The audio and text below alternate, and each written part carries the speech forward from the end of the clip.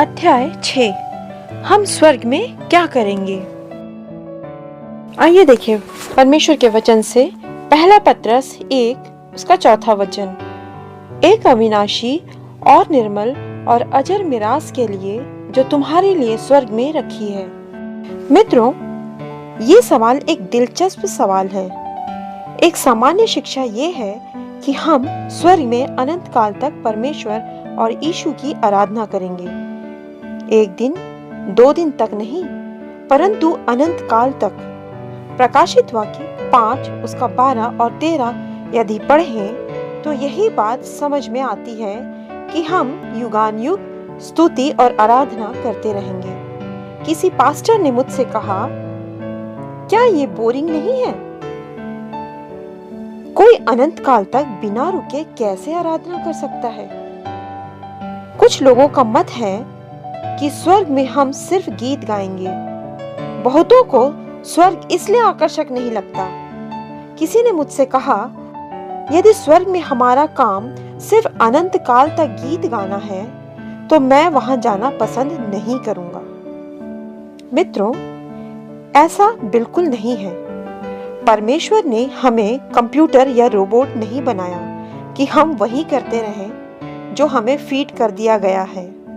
Bible इस बात का पूरा उत्तर नहीं देती कि हम वहां क्या करेंगे, लेकिन वचन हमें कुछ बातें स्पष्ट रूप से बताता है। आइए देखें कि हम स्वर्ग में क्या क्या करेंगे। वचन के अनुसार हम वहां बहुत सी क्रियाएं करेंगे जो हमें अनंत आनंद से भर देंगी। पहली बात, हम वहां पर प्रभु की आराधना करेंगे, वैसे नहीं जैसे पृथ्वी पर करते हैं।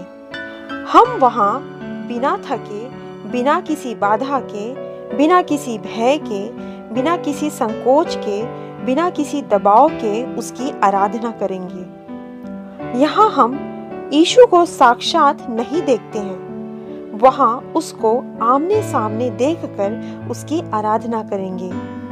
यहाँ हम कई बार दुखों के आंसू में भरकर उसकी आराधना करते हैं, वहां आंसू ना होंगे। हम असीम आनंद से भरकर उसकी स्तुति आराधना करेंगे। यहाँ लोग आराधना करने नहीं देते। यहाँ समय का अभाव है, वहां कोई रोकने वाला नहीं है और समय का अभाव भी नहीं है। प्रकाशित वाक्य 5:13। यहाँ पर ध्यान दीजिए, ये आराधना नए स्वर्ग और नई पृथ्वी पर हो रही है। मित्रों, क्या आप ऐसी आराधना करना चाहेंगे? दूसरी बात, हम स्वर्ग में खाएंगे और पिएंगे। लूका 22 उसके 30 में स्वयं यीशु ने चेलों से कहा, वैसे ही मैं भी तुम्हारे लिए ठहराता हूँ ताकि तुम मेरे राज्य में मेरी मेज पर खाओ पियो। कुछ लोगों का विश्वास है कि हमारे नए शरीरों को भोजन की आवश्यकता नहीं होगी, लेकिन यीशु ने एक और प्रतिज्ञा की है, जो जय पाए मैं उसे उस जीवन के पेड़ से जो स्वर्गलोक में है फल खाने को दूंगा। प्रकाशित वाक्य 2:7। यीशु ने कहा, धन्य है वह जो स्वर्ग के राज्य में रोटी खाएगा। एक और पद है जिसमें लिखा है कि हम गुप्त मन्ना में से खाएंगे। प्रकाशित वाक्य 2:17। याद कीजिए, यीशु अपनी मृत्यु और जी उठने के बाद अपने चेलों से जब मिला तो उसने भुनी हुई मछली खाई। लूका 24 उसके 42 और 43। यीशु का शरीर स्वर्गीय था, वह मानवीय शरीर की जरूरत से परे था। ऐसी बात नहीं थी कि वह भूखा था। उसने भोजन करके यह बताया कि महिमामय शरीर के लिए भी परमेश्वर ने स्वर्गीय भोजन की व्यवस्था रखी है।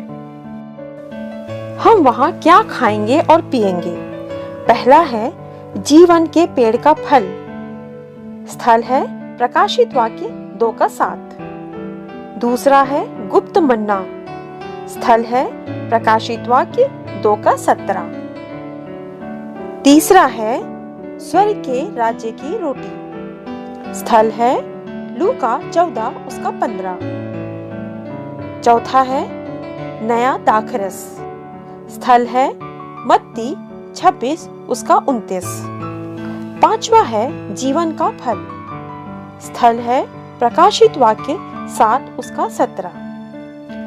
अब प्रियो, सवाल यह है, जब स्वर्ग में भूख प्यास ही नहीं है तो खाने पीने का क्या मतलब है? मित्रों, यहाँ पर उन भोज्य पदार्थों से मतलब है कि हमारे शरीर को मृत्यु तक पालने के लिए नहीं, पर अजर अमर बनाने के उद्देश्य से रखे गए हैं। इनका मिट्टी के शरीर की शारीरिक भूख प्यास से कोई संबंध नहीं है। तीसरी बात, हम अन्य विश्वासियों के साथ वहां संगति करेंगे और उनके साथ मिलकर आराधना करेंगे।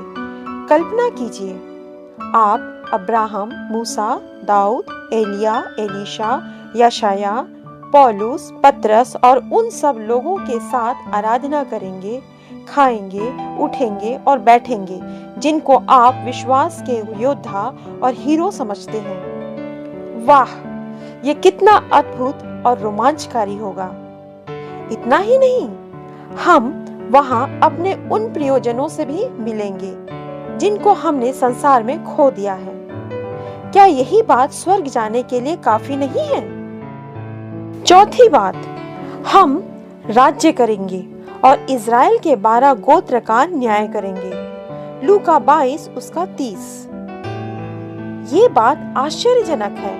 ऐसा क्यों? मेरे प्रियो, उद्धार पहले यहूदियों और इज़राइलियों का था।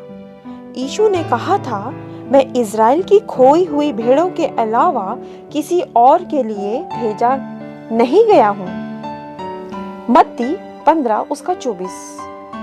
मित्रों, यीशु मसीह स्वयं यहूदी था। यहूदी शास्त्रों में उसके आगमन की ढेरों भविष्यवाणी हुई थी। आपको याद होगा कि जब यीशु का जन्म हुआ तो पूर्व देश से आए ज्योतिषियों ने यरूशलेम आकर यीशु का पता पूछा और शास्त्रों के अनुसार यहूदी याजकों ने ये भी बता दिया कि यीशु का जन्म यहूदा के बैतलहम में होगा। यशाया, मीका जैसे नबियों ने यीशु के जन्म की स्पष्ट भविष्यवाणी की थी, लेकिन इज़राइल के लोगों को विश्वास नहीं हुआ। वे यीशु का विरोध करते रहे और स्वीकार नहीं किया कि आने वाला मसीहा वही है। प्रेरितों के काम 13 उसके 26 और प्रेरितों के काम 22 उसके 21 को पढ़ें तो साफ पता चलता है कि इज़राइल के यीशु को अस्वीकार करने के कारण प्रेरितों को गैर इज़राइलियों की ओर मुड़ना पड़ा था।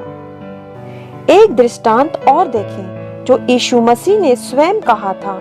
मत्ती 22 उसका 1 से लेके 14 पद तक। उसमें एक विवाह के भोज का वर्णन है जिसमें राजा ने अपने लोगों को बुलाया, लेकिन जब कोई नहीं आया तो उसने कहा, जाकर अन्य लोगों को ले आओ।